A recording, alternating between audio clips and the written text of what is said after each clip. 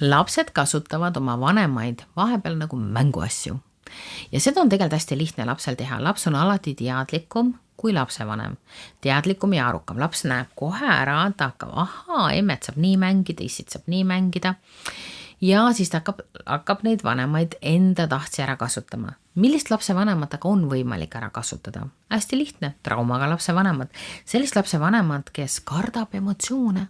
Sellist lapsevanemad, kes ta hakkab ju nutma muidu, ma pean kohe minema, oi. Vaat sellised lapsevanemaid on tegelikult jube lihtne ära kasutada. Ja kui sa oled selline lapsevanem, siis tead, mina olin ka, siis ma vabastasin need emotsioonid ära ja täna on minuga päris keeruline, mind ei ole enam niiviisi võimalik ära kasutada, mis tähendab seda, et minu lapsed peavad oma arukust mujal kasutama. Nüüd, mida ma lastele emotsioonide kohta õpetan? Ma õpetan lastele seda, ma ei karda emotsioone, emotsioon on kütus. Emotsioon on tööriist. Õige emotsioon õiges kohas teeb meeletult palju imesid. Vale emotsioon vales kohas lõhub meeletult. Emotsioon on 2 liiki.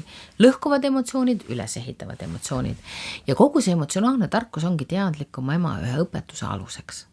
Nii et teadlikum ema õpetabki emotsioone tundma, vabastama ja kasutama. Sest emotsioonid on elu maitse. Ei midagi rohkemat ega vähemat. Ja praegu, kui siis emotsioonid kasutavad sind ja sinu last, tegelikult peaks olema shift, sina peaksid kasutama emotsiooni. Ja vot seda ma õpetangi.